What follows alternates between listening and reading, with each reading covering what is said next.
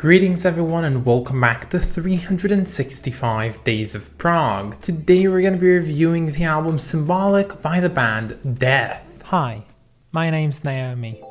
I'm an avid progressive rock fan, but I'm a long ways from knowing all the prog albums out there. But this year, I'm gonna give it a try. This is 365 Days of Prog.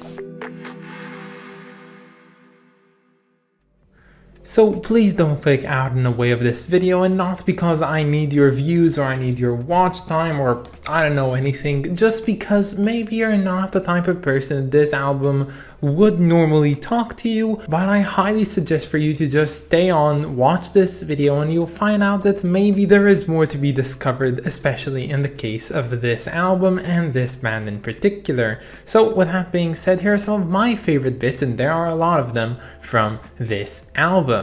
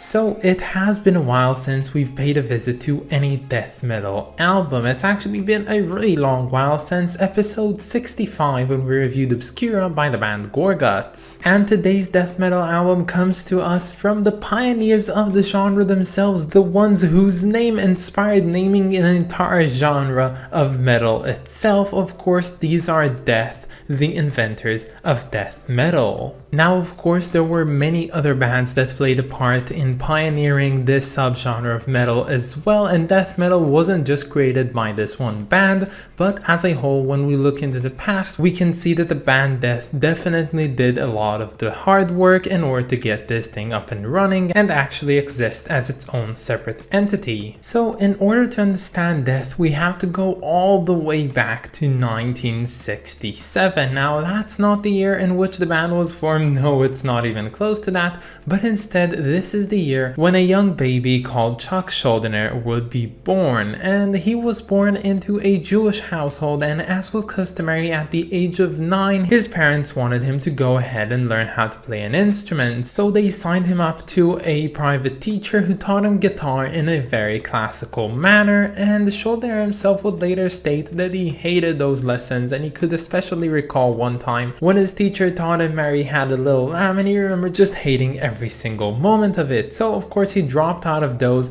and luckily his parents bought him a used electric guitar in a yard sale, which he'd taken for himself, and he would play it every single instant that he had, and he practically just taught himself how to play the electrical guitar. And as he grew older, Schuldiner would go on to play in various musical bands, especially in his school, and he would also develop himself not only as a guitarist but also as a vocalist. And at the age of 16 to 17, he would actually go ahead and opt to drop out of school and pursue a musical career, a decision in which in the future he would call a pretty dumb decision, and he was just glad that it actually worked out for him in the end. And now at this point our true story begins. So in 1983, at the age of 16, along with two friends, Schuldiner would go on to form a band called Mantas. Now technically this band would very quickly disband, but he would later reform it again under the same lineup known as Death. And while firstly just encountering this album by name, I thought to myself that the name Death for a band was just a very edgy way of some teenagers expressing everything that's bad in the world, and what's the worst thing you can think of? It's death. So they just wanted to call themselves Death, but apparently this isn't really the case. Apparently Chuck Schuldiner actually called the band Death in order to commemorate the passing of his older brother Frank and to make the experience of death into something more positive. And there's this long-running joke or stigma that hardcore extreme death metal fans are the most kind-hearted people in the world, and honestly reading something like this, I can see where they're coming from. Now, kind of forwarding in time a bit, Death was always a band of constant changes. The original lineup of the band didn't really last for that long, and many members came in and out, and many spin-off groups of Death were also created, but in its essence, the Death band can be defined by one person, whom of course is Chuck Schuldiner, being the only constant member to be featured on all of their 7 albums. And in this discography we get to see some really interesting albums, such as their debut Scream Bloody Gore, which is considered by many to be the first ever death metal album. Their album Human is considered to be their most progressive album to date, released in 1991. This is reflected also in the Prog Archive, seeing as it is that year's top album in the website. And of course we have today's album of review being their 6th and second to last album called Symbolic, which features a very interesting transition from straight death metal to more melodic and technical death metal. Now I'll jump ahead a bit into the future in order for us to understand the full extent of Death's story. So in 1991, Chuck Schuldiner was unfortunately diagnosed with a form of brain cancer, and having no medical insurance in the USA back in the day, he couldn't get his life-saving treatment right away, and thus he actually needed to crowdfund his surgery and his treatments. And with the help of bands like Red Hot Chili Peppers or Korn or even MTV themselves, they raised money for him to do his treatments. And despite getting the surgery done, he kinda just wavered in and out from the illness when unfortunately in 2001 he would actually go ahead and contract pneumonia, which would unfortunately end his life. So at the ripe age of 34, Chuck Schuldiner would unfortunately pass away, and with him would also be marked the imminent end of the band Death. But the legacy of Chuck Schuldiner will always remain, and with a bunch of various members throughout the years in the band, Death have given us some of the best death metal albums ever, and people will cherish them forever. And on a much more personal note, when I came to listen to this album, despite being wearisome of it and not thinking that I'd like it, I'd have to face my demons and tell you all that I absolutely love this one. It was engrossing, it was so good, every single bit of it was engaging. This album is so good, and the only reason for it not being perfect in my eyes is because it's not my cup of prog or even my cup of music, but I appreciated everything about it, and I can definitely say that I enjoyed many parts of it. Now actually getting into the review of this one, so when I got into this album I was kind of getting conflicting feelings about this one, because on the one hand I did get everything that I did expect from a death metal album, like the growling, the low-tuned guitars, the heavy riffs, the dark subject matter, everything like that.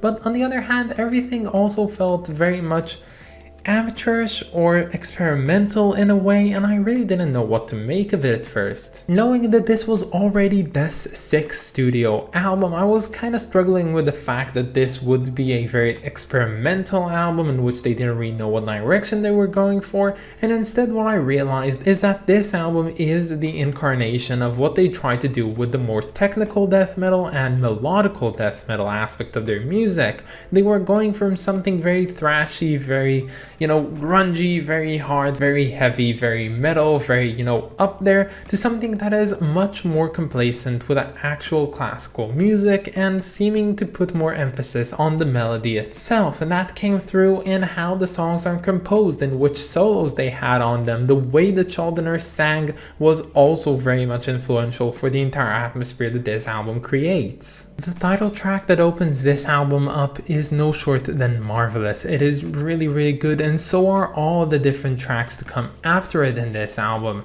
and I really enjoyed it. And you know me, I don't expect myself to enjoy any type of metal, and especially not this type of heavy and extreme death metal, but alas I did, and everything on here was very well performed, very well composed, and at no point did it feel like these guys weren't even trying, but they were actually giving their best, and I couldn't help but just smile and be happy, and mainly for two reasons. The first one of course being the fact that the music was good, and I always enjoy good music, and the second reason honestly was a bit more personal, the fact that I could just, get out of my comfort zone, enjoy things that I would never have imagined to enjoy before I started this series, and knowing that it's genuinely good, and then I can actually appreciate this type of music, and thus this album left me with a very big grin on my face. Now I know that Death never really tried to categorize themselves as being prog, and the progressive elements of their music was mostly a byproduct of how they composed music, but honestly in a very straightforward type of thinking, this album was way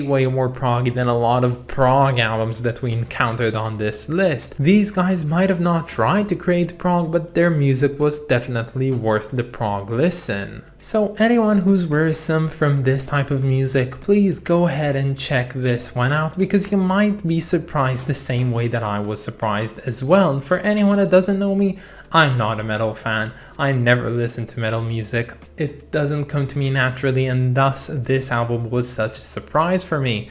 And for anyone who doesn't know this album yet, go ahead, give it a listen, enjoy the vocals, enjoy the guitar solos, enjoy everything else.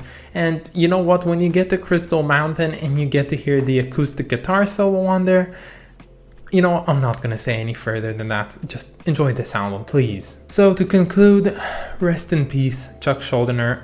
I never knew him when he was alive. I was like 2 years old when he died. I'm so grateful for what he did. I don't know why I'm getting so emotional thinking about this, but just the fact that his life was cut short and he could have done so much more in the musical realm and give us so much more enjoyable music. It's just unfathomable to me that it will never again happen. But at least we got Death, and at least we got the band Symbolic. And you know what, if he really wanted to name the band Death in order to create something more positive out of the experience, then the same thing implies for his death as well. There is so much positivity given from this type of music, and I'm honestly so grateful for it. So just go ahead, check out this album. It's a really good one. So I can clearly see how views about this album cover could be contested and debated whether they're good or not, but in my personal opinion, this cover is stellar. It looks so good, and looking at all the other covers by Death, despite having some very harsh competition to say the least, I do believe this one is their best. So firstly, the colors. I love the use of the pale lavender on here, which basically makes for the background of everything, and then you have the rusty black over top of it, which makes some sort of shadows, as well as the lifeless blues that just add this one variation on the lavender, and of course you have the very blood red, which marks the logo of the band and the title for the album. Everything on here makes for an interesting balance of colors and also of composition, because with this black we have some sort of outlines, or at least some sort of representations of actual things that occur. So to me at least, it looks like there's some sort of river, and then there's two shorefronts which are sort of overcast in a stormy sky, and in the middle we have two people, which to me, and that's my own personal interpretation of this one, but they look to me like Adam and Eve, and the eye in the sky, the mythical eye in the sky, is of course God himself, holding them both in his arms and basically judging them at the ultimate day of judgment. I don't know if this is what's supposed to be. It's definitely symbolic if that's what they were going for, and I don't know, but I really like everything about this very abstract form of art, which in all honesty I would definitely watch and stare at in a museum if I had the chance to. So at this time of day, seeing as I am not a huge metal fan, but I can definitely open up to this type of music, I do believe that I'll give this album the highest rating I can give it at this point of time, and that's of course going to be a rating of 8 out of 10. But that's about it, guys. I hope that you enjoyed this video and stay tuned for tomorrow because we're going to be listening to Danger Money by the band UK. I of course want to thank my lovely supporters over on Patreon, so thank you so much to Clay Wan, Wrist of Kings and Lindsay Haycox. You guys are just the best, and if any of you want to support me over on Patreon, you can find the link down in the description or in my about page. But that's about it, guys. Have a wonderful day and I'll catch you all tomorrow. Bye, guys.